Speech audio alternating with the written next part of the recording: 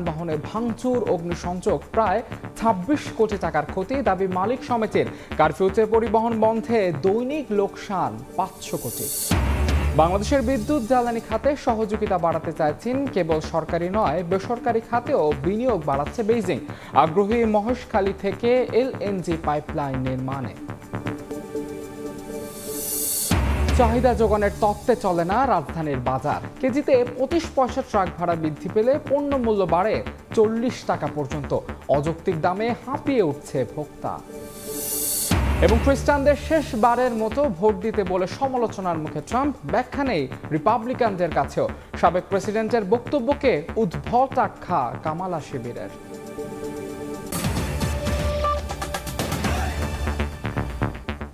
সকালের সময় সঙ্গে আছে আমি মাহাদি ইসলাম ধ্রুব।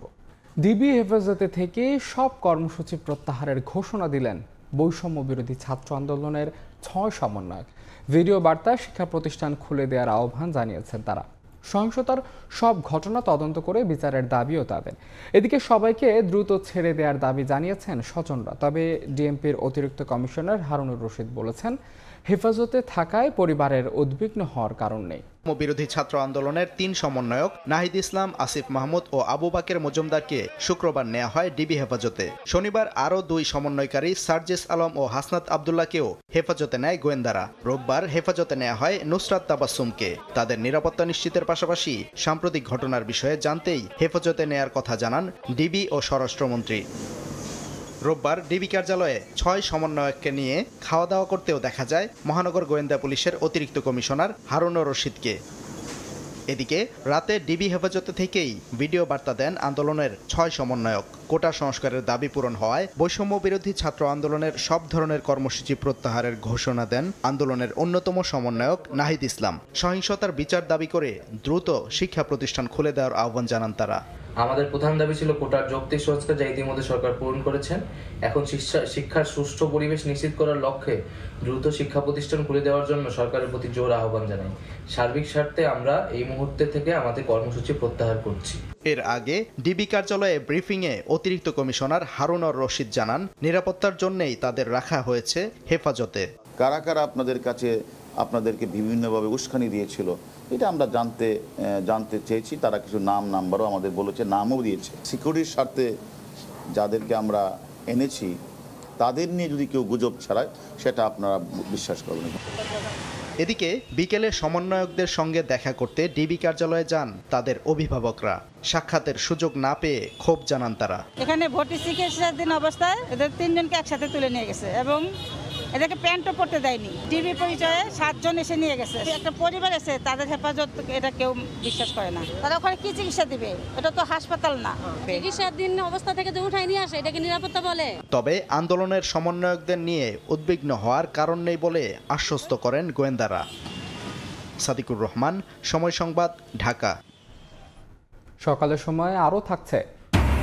2 দশকে সুন্দরবনে মারা গেছে 40টির বেশি বাঘ। শিকারীদের দৌরাত্ম্য প্রাকৃতিক দুর্যোগের কারণ। সংখ্যা বাড়াতে নিরাপদ প্রজনন স্থল তৈরিতে গুরুত্ব দেওয়ার পরামর্শ। বিদ্যুৎ এবং জ্বালানি খাতে কৌশলগত সহযোগিতা আরও এগিয়ে নিতে চায় বাংলাদেশ ও চীন। সম্প্রতি প্রধানমন্ত্রী শেখ হাসিনার বেইজিং সফরেও আলোচনা এসেছে এ খাতে চীনের বিনিয়োগের বিষয়টি। কেবল সরকারি খাত নয়, বেসরকারি খাতেও বাড়ছে সহযোগিতার সম্ভাবনা। ভোলার গ্যাস সিএনজি আকারে ঢাকায় পরিবহন বাড়াতে 2 দেশের 2টি বেসরকারি খাতের সমঝোতা সই হয় প্রধানমন্ত্রীর উপস্থিতিতেই। এছাড়া বাংলাদেশের নবায়নযোগ্য জ্বালানি খাত, বিদ্যুৎ সঞ্চালন অবকাঠামোর উন্নয়ন ও মহেশখালী থেকে এলএনজি পাইপলাইন নির্মাণেও বিনিয়োগের আগ্রহ দেখাচ্ছে চীন। বেইজিং থেকে ফিরে ফারুক ভুঁইয়া রবিনের রিপোর্ট। চীন বর্তমানে বিশ্বের সবচেয়ে বেশি বিদ্যুৎ উৎপাদনকারী দেশ।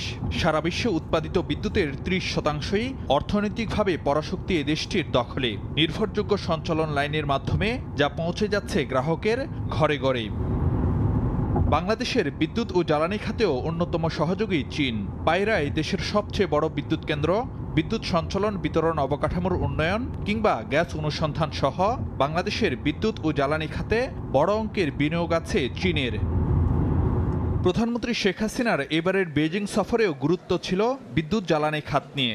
আর এই সফরে সরকারি ও বেসরকারি উভয় ক্ষেত্রেই চীনের নতুন বিনিয়োগ আসার ক্ষেত্র তৈরি হলো বলে মনে করেন নীতি নির্ধারকরা। প্রধানমন্ত্রীর উপস্থিতিতে সই হয় বেসরকারি খাতের মধ্যে জ্বালানি সহযোগিতা বিষয়ক কিছু সমঝোতা। ভোলার গ্যাস সিএনজি আকারে ঢাকায় আনার হার বাড়াতে চীনের সিজুয়াং এংগ্রিক গ্যাস ইকুইপমেন্ট কোম্পানির সঙ্গে $20 মিলিয়ন সমঝোতা করে বাংলাদেশের ইন্ট্রাকো রিফুয়েলিং। এছাড়া নবায়নযোগ্য জ্বালানি খাত, সিলেটে সোলার পার্ক নির্মাণে চীনের হেসেং সিলিকন ইন্ডাস্ট্রি ও নিংমোসার্ন ইস্ট সোলার কোম্পানির সঙ্গে সমঝোতা হয় বিলিয়ন টন কমিউনিকেশনের। জাহাজে করে গ্যাসগুলো ঢুকে তারপরে ফার্টিলাইজার বা আপনার পাওয়ার প্ল্যান্টে নিয়ে যাবে, এটা সামনের বছর শুরু হবে। আর এবার তো মাত্র এমওইউ হলো, এখন টেকনিক্যাল স্টাডি হবে, ফিজিবিলিটি হবে। প্রধানমন্ত্রীর সফরে দ্বিপাক্ষিক সহযোগিতার ঘোষণাপত্রে ছিল গভীর সমুদ্র থেকে জ্বালানি তেল খালাসে সিঙ্গেল পয়েন্ট মুরিং প্রকল্পের কমিশনিং সম্পন্নের বিষয়টি। এছাড়া বিদ্যুৎ সঞ্চালন অবকাঠামোর আধুনিকায়ন এবং নবায়নযোগ্য জ্বালানি খাতে সহযোগিতার বিষয়েও আগ্রহী দুই দেশ। আমাদের প্রজেক্টগুলো হলো ডেফিনেট প্রজেক্টগুলি, ফাইন্যান্স নিয়ে নেগোসিয়েশন চলতেছে। সোলার ওরা ইনভেস্টমেন্ট করবে বড় আকারে, সোলারের ব্যাপারে আসছে, পিজিসিবিতে তারা ইনভেস্টমেন্ট, তারা অর্থ সহযোগিতা করতে চাচ্ছে। এরকম অনেকগুলো প্রজেক্ট। মাননীয় প্রধানমন্ত্রীর এই যে একটা বিশাল সফর, বিশেষ করে মাননীয় চায়নার প্রিমিয়ারের সাথে দেখা করা, চায়নার প্রেসিডেন্টের সাথে আলোচনা করা, এই বিষয়গুলোর মধ্যে উঠে আসছে। তার মানে আগামী ভবিষ্যতে যে সহযোগিতা থাকবে এটা চলমান থাকবে বিদ্যুৎ এবং জ্বালানি ক্ষেত্রে। ভবিষ্যতের কথা মাথায় রেখে পরিকল্পনাধীন আরেকটি এলএনজি টার্মিনালের গ্যাস সঞ্চালনে মহেশখালী থেকে পাইপলাইন তৈরির বিষয়েও দর কষাকষি চলছে বাংলাদেশ ও চীনের মধ্যে। ভেরি আর্জেন্ট, টপ প্রায়োরিটি বেসিসে এটা করা উচিত। 2030-এর মধ্যে সিস্টেমটারে স্টেবল করার জন্য, অন্তত ডিমান্ড অনুযায়ী সরবরাহ করার জন্য এই পাইপলাইনটা জরুরি। সেটা চায়নার থেকে করুক, রাশিয়ার থেকে করুক বা এডিবি, ওয়ার্ল্ড ব্যাংক, যার সাথেই করুক না কেন। নীতি নির্ধারকদের আশা, আগামীতে বাংলাদেশের বিদ্যুৎ ও জ্বালানি খাতে $40 বিলিয়ন যে বিনিয়োগ প্রয়োজন, তাতে অন্যতম অংশীদার হিসেবে থাকবে চীন। গত কয়েক বছরে বাংলাদেশের বিদ্যুৎ ও জ্বালানি খাতে যে ব্যাপক পরিবর্তন এসেছে তার অন্যতম বড় সহযোগী চীন। আর এই খাতে সহযোগিতার দুয়ার আগামীতে আরও সম্প্রসারিত হওয়ার ইঙ্গিত মিলল প্রধানমন্ত্রী শেখ হাসিনার বেইজিং সফরে। ফারুক ভিয়া, রবিন, সময় সংবাদ, বেইজিং, চীন। চাহিদা যোগানের সাধারণ তত্ত্বে চলে না রাজধানীর নিত্যপণ্যের বাজার। আবারের প্রমাণ দিল কারফিউর মতো বিশেষ পরিস্থিতি, যে সময় একই সঙ্গে কমেছে পণ্যের সরবরাহ ও চাহিদা, তারপরও নানা অজুহাতে দাম বেড়েছে কল্পনাতীত। সংকটকালে দেয়া আড়ত মালিকদের হিসাব বলছে 25 থেকে 50 পয়সা ট্রাক ভাড়া বৃদ্ধি পেলে পণ্য মূল্য বাড়িয়ে দেওয়া হয় 20 থেকে 40 টাকা। এমনিতেই মাসের পর মাস ধরে উচ্চমূল্যস্ফীতির জাতাকলে পৃষ্ঠ সাধারণ মানুষ। এর মধ্যে আবার ঝোপ বুঝে কোপ মেরে তাদের দৈনন্দিন চাহিদা থেকে অধিক মুনাফা লুফে নেয়া সুযোগ সন্ধানীদের যেন অভাব নেই নিত্যপণ্যের বাজারে। বছর জুড়ে কারণে অকারণে অযৌক্তিক দামে পণ্য কিনতে অভ্যস্ত ভোক্তারাও যেন হাঁপিয়ে ওঠে মাঝে মাঝে। কারণ বারবার প্রতিকার চেয়েও শেষমেশ তাদের ঘরে ফিরতে হয় পরিবারের চাহিদা পূরণ করতে না পারার মতো ব্যাগ ভর্তি অস্বস্তি নিয়ে। আমাদের মধ্যবিত্ত যে আমরা চলতেই কষ্ট হয়, না খেয়ে চলতে হয়, এরকম সব কিছু মিলে অনেক কষ্ট। এত বাজারের দাম আসলে আর ঢাকায় থাকার মতন আর সিচুয়েশন নাই। ওনারা বলতেছে সাপ্লাইয়ের অভাব, সিন্ডিকেট, গ্যাঞ্জাম, গাড়ি আসতে পারে না, নানান অজুহাত। মাল তো আসে ঠিক মতনই আসে, কিন্তু কাস্টমার তো নেই। চাহিদা যোগানের অর্থনীতির সাধারণ সূত্র মতো যে বাজার চলে না, প্রতিনিয়ত ওঠা এমন অভিযোগ যেন আরও হয় যে কোনো সংকট ক্রান্তিকালে, যখন বাজারের ধাপে ধাপে মৌকা মারার তালে থাকে মানুষের প্রয়োজনকে জিম্মি করা অসাধু চক্র। সবজিতে কেজিতে আমরা 40 থেকে 35 টাকা কমছে। ব্যবসায়ীদের কথা যুক্তিযুক্ত না, দাম কমই নেই।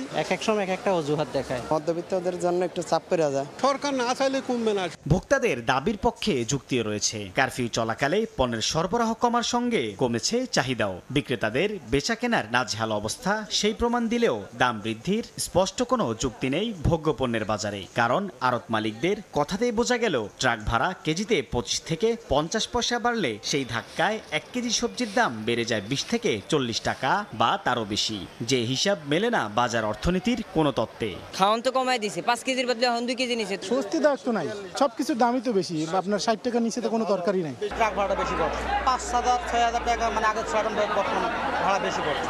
রাত পোহালেই দাম বাড়ে কোনো না কোনো পণ্যের। ভোক্তার হিসাবের খাতায় বাড়ে কাটাকাটি, শুধু বাড়ে না ভোগ ব্যয়ের সক্ষমতা। এটাই এখন নিত্যপণ্যের বাজার বাস্তবতা। সাইফুল ইসলাম, সময় সংবাদ, ঢাকা। বাঘের সংখ্যা বৃদ্ধি, সুন্দরবনের সমৃদ্ধি, এই প্রতিপাদ্য নিয়ে পালিত হচ্ছে বিশ্ব বাঘ দিবস। চোরা শিকারী ও জলদস্যুদের দৌরাত্ম্য, বাঘ মানুষ দ্বন্দ্বের কারণে যুগের পর যুগ সুন্দরবনে বাঘের সংখ্যা কমছিল। গত 2 দশকে বনে 40টিরও বেশি বাঘ মারা গেছে। তবে আসার কথা, এবারে নানা উদ্যোগে কমেছে মৃত্যুর হার। আর এই সুন্দরবনের বাঘের নিরাপদ প্রজনন, শিকার প্রাণীর সংখ্যা বৃদ্ধি সহ দীর্ঘমেয়াদী পরিকল্পনার পরামর্শ বিশেষজ্ঞদের। নিয়ামুল হোসেন কোচির তোলা ছবিতে আব্দুল্লাহ মামুন রুবেলের প্রতিবেদন। স্বাভাবিক মৃত্যুর বাইরে একসময় চোরা শিকারীদের দৌরাত্ম্য, গণপিটুনি, ঝড়, জলোচ্ছ্বাস সহ বিভিন্ন কারণে নিয়মিত বাঘের মৃত্যু হয়। বন বিভাগের তথ্য বলছে, গত 2 দশকে সুন্দরবনে 40টি বাঘের মৃত্যু হয়েছে। তবে আসার কথা, গত 5 বছর ধরে সুন্দরবনে বাঘ মৃত্যুর হার অনেকটা কমে এসেছে। সম্প্রতি বাঘ জরিপে বাঘ বৃদ্ধির ইঙ্গিত মিলেছে। সুন্দরবনের অভয়ারণ্য 23% থেকে 52% বৃদ্ধি, জলদস্যু মুক্ত হওয়া যার অন্যতম কারণ। এসব সাফল্যের মধ্যেই বাঘের সংখ্যা বৃদ্ধি, সুন্দরবনের সমৃদ্ধি, এই প্রতিপাদ্য নিয়ে সোমবার পালিত হচ্ছে বিশ্ব বাঘ দিবস। তবে বাঘের নিরাপদ প্রজনন, বাঘের শিকার প্রাণীর সংখ্যা বৃদ্ধি, আপৎকালীন সময়ে বাঘের নিরাপদ আশ্রয়স্থল তৈরি, নতুন করে পাচারকারীদের অপতৎপরতা ঠেকাতে সুন্দরবনে মনিটরিং বাড়ানোর পরামর্শ বিশেষজ্ঞদের। বাঘের প্রজনন সময়টুকু আমাদের গবেষণা করে পিক টাইমটুকু বের করে ওই সময়টুকুতে কিছু অঞ্চল রেস্ট্রিক্ট করা যায় কিনা সেটা নিয়েও চিন্তা ভাবনা করা উচিত। আর বন সংশ্লিষ্টদের দাবি, বাঘের নিরাপদ প্রজননকে সর্বোচ্চ গুরুত্ব দেওয়ার পাশাপাশি বাঘের সংখ্যা টিকিয়ে রাখতে নানা উদ্যোগ গ্রহণ করা হয়েছে। বাঘ এবং মানুষের যে দ্বন্দ্ব, এটা নিরসনের জন্য লোকালয়ে বাঘ প্রবেশ করতে পারে সেই জায়গাগুলোতে ইতিমধ্যে নাইলনের ফেন্সিং করা হয়েছে। একটা জেনারেশনকে আমরা বৃদ্ধি করার সুযোগ করে দিতে পেরেছি। এই জেনারেশনটা যদি টিকে যায়, আগামী 5 বছর আমরা আরো বেশি সফল পাবো। সবশেষ 2018 সালে ক্যামেরা ট্র্যাপিং এর মাধ্যমে সুন্দরবনে বাঘের সংখ্যা গণনা করা হয়েছিল 114টি। আব্দুল্লাহ আল মামুন রুবেল, সময় সংবাদ, খুলনা। সক্ষমতার 5 গুণ বেশি যান চলাচল করে বরিশালে। এতে দিনে দিনে ট্রাফিক শৃঙ্খলা ভেঙে পড়ছে মহানগরীতে। অবৈধ যান চলাচলে হিমশিম খেতে হয় পুলিশ প্রশাসনকে। যানজটে ক্ষুব্ধ নগরবাসী, তবে রাস্তায় শৃঙ্খলা ফেরাতে ব্যবস্থা নেওয়ার আশ্বাস সিটি মেয়রের। সুমন হাসান ও সুজয় দাসের তোলা ছবিতে শাকিল মাহমুদের রিপোর্ট। অফিস খোলার নিত্যদিনে সকাল সকাল এমন যানজট দেখা যায় বরিশাল মহানগরীতে। জেলখানার মোড়, কাকলির মোড়, Notun Bazar, BM college road, Bogura road, বটতলার মোড় সহ প্রধান সড়কগুলোতে যানজট লাগে। এতে ক্ষুব্ধ সাধারণ মানুষ।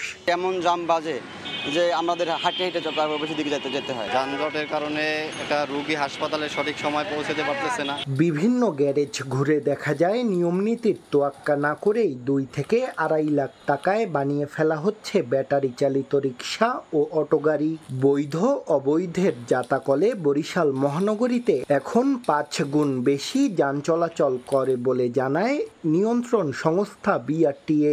আমার দায়িত্ব মনে করেন আমার দোকান দিয়ে 3-4টা গাড়ি নেমে অবৈধ প্রচুর চলাচল করে ইজি বাইক, যেটা ব্যাটারি চালিত। এটা নিয়ন্ত্রণ করা গেলে এই বরিশাল ছোট্ট শহরে যানজটও কমবে এবং সড়ক নিরাপত্তাও ভূমিকা রাখবে। পুলিশ জানায় নগরীর 20টি পয়েন্টে যানজট সবচেয়ে বেশি হয়। যত্রতত্র পার্কিং ও অবৈধ যানবাহনের কারণে যানজট সামলাতে হিমশিম খেতে হয় তাদের। রাস্তাগুলো অনেক ন্যারো আর ট্রাফিকের জনবল এটা অনেক কম। আমাদের নিয়মিত হিমশিম খেতে হচ্ছে এই যানজটের কারণে। আর নগরীর রাস্তায় শৃঙ্খলা ফেরাতে ব্যবস্থা নেওয়ার আশ্বাস দেন সিটি মেয়র। পুলিশকে নিয়ে আমরা এগুলো আলাপ আলোচনা করব এবং যারা এখানে যানবাহন পরিচালনা করছে তাদেরকেও আমরা ডেকে এই ব্যাপারে একটা সুন্দর সমাধান দিতে পারি। বিআরটিএর তথ্য মতে বরিশাল নগরীতে 2,500 বৈধ গাড়ি থাকলেও বাস্তবে বৈধ অবৈধ মিলিয়ে প্রায় 20,000 গাড়ি চলাচল করে। শাকিল মাহমুদ, সময় সংবাদ, বরিশাল। দেখছেন সকালের সময়। দেশের বাইরের খবর। এবার ভোট দিন, আগামীতে আর ভোটই দিতে হবে না। খ্রিস্টানদের উদ্দেশ্য করে ডোনাল্ড ট্রাম্পের এই মন্তব্য নিয়ে শোরগোল মার্কিন রাজনীতিতে। রিপাবলিকান দলের কাছেও নেই ট্রাম্পের মন্তব্যের ব্যাখ্যা। তবে সাবেক প্রেসিডেন্টের এমন বক্তব্যকে উদ্ভট আখ্যা দিয়েছে কামালা হ্যারিস শিবির। আগামী মার্কিন নির্বাচনে রিপাবলিকান দলের প্রার্থী ডোনাল্ড ট্রাম্প। গেল কয়েক মাস ধরে প্রচার চালিয়ে যাচ্ছেন তিনি। তবে চলতি মাসের সম্মেলনে প্রার্থিতা চূড়ান্ত হওয়ার পর থেকেই সেই প্রচারণা বেড়েছে কয়েক গুণ। সমাবেশে নানা বিষয়ে কথা বলে আলোচনার জন্ম দিচ্ছেন সাবেক এই মার্কিন প্রেসিডেন্ট। ফ্লোরিডায় রক্ষণশীল খ্রিস্টান গোষ্ঠীর আয়োজিত এক অনুষ্ঠানে ভাষণ দিয়ে দলকে বিভাগে ফেলেছেন ট্রাম্প। নিজের বক্তব্যে খ্রিস্টান সম্প্রদায়কে উদ্দেশ্য করে তিনি বলেন তারা যেন ভোটদানে অংশ নেন। এবার তাকে ভোট দিলে আগামীতে আর ভোটই দিতে হবে না বলেও মন্তব্য করেন Trump. Get out and vote just this time. You won't have to do it anymore. 4 more years, you know what? It'll be fixed, it'll be fine. You won't have to vote anymore, my beautiful Christians. I love you, Christians. I'm a Christian. ট্রাম্পের এই মন্তব্যের পরই শোরগোল বেঁধে যায় সামাজিক যোগাযোগ মাধ্যমে। যুক্তরাষ্ট্র খ্রিস্টান সংখ্যাগরিষ্ঠ হলেও হঠাৎ কী কারণে ট্রাম্প এই মন্তব্য করেছেন সে বিষয়টি এখনো স্পষ্ট নয়, ব্যাখ্যা নেই দলের কাছেও। এর আগে একবার ট্রাম্প দাবি করেছিলেন যদি তিনি ক্ষমতায় ফেরেন তাহলে একদিনের জন্য তাকে এক নায়কের ভূমিকায় দেখা যাবে, এমনকি মেক্সিকোর সঙ্গে দক্ষিণের সীমান্ত তিনি বন্ধ করে দেবেন। ভোট নিয়ে এমন মন্তব্যের পর বিষয়টি আবারও আলোচনায় এসেছে। রিপাবলিকানরা চুপ থাকলেও ঠিকই জবাব দিয়েছে ডেমোক্র্যাট শিবির। দলটির সম্ভাব্য প্রার্থী কামালা হ্যারিসের প্রচারণা শিবির ট্রাম্পের মন্তব্যকে উদ্ভট আখ্যা দিয়েছে। এমনকি মাত্র 6 দিনে কামালার প্রচারণা শিবিরে $200 মিলিয়ন মার্কিন ডলার জমা হয়েছে বলেও দাবি করা হয়। রাহানুল রানা, সময় সংবাদ। দেখছেন সকালের সময়। খেলার খবর। প্যারিস অলিম্পিকে আশাহত করল শুটিং। শীর্ষ 8-এ খেলার স্বপ্ন নিয়ে এলেও 10 মিটার এয়ার রাইফেলে রবিউল ইসলামের বিদায় নিয়েছেন 43তম হয়ে। এমনকি নিজের বেস্ট স্কোরও স্পর্শ করতে পারেননি তিনি। ব্যর্থতার পেছনে পর্যাপ্ত ম্যাচ না খেলাকে দায়ী করছেন এই শুটার, যার সঙ্গে সুর মিলিয়েছেন কোচ এবং ফেডারেশনের কর্তারাও। প্যারিস থেকে বিস্তারিত জানাচ্ছেন SM ইকবাল। হতাশার মধ্য দিয়ে শেষ হলো শুটিংয়ে বাংলাদেশের আরও একটি অলিম্পিক গেমস। পুরুষের 10 মিটার এয়ার রাইফেলে রবিউল ইসলামকে ঘিরে বেশ আশা ভরসা ছিল, তবে তিনি তার প্রতিদান দিতে পারেননি। 624.2 স্কোর নিয়ে 49 জন শুটারের মধ্যে তিনি তার রেস শেষ করেছেন 43তম হয়ে।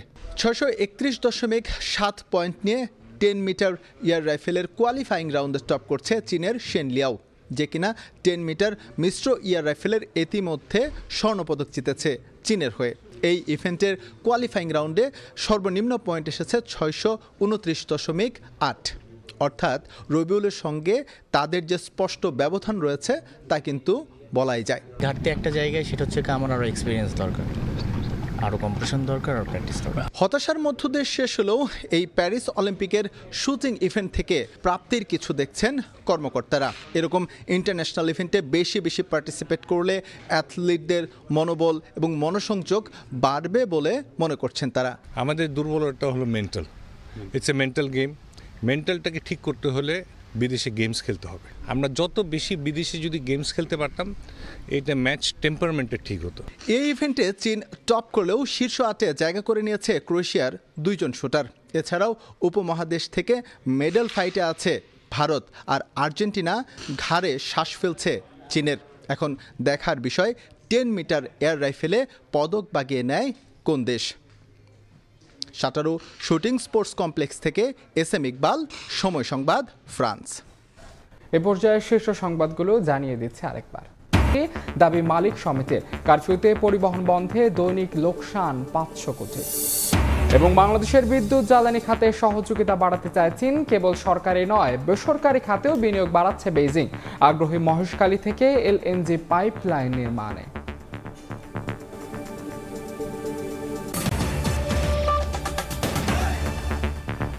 এই ছিল সকালের সময়। আন্তর্জাতিক সময় নিয়ে সঙ্গে থাকবেন সহকর্মী জান্নাতুল সাদিয়া। ধন্যবাদ মাহাদি। আন্তর্জাতিক সময় নিয়ে ফিরছি কিছুক্ষণ পর, সঙ্গেই থাকুন সময়ের।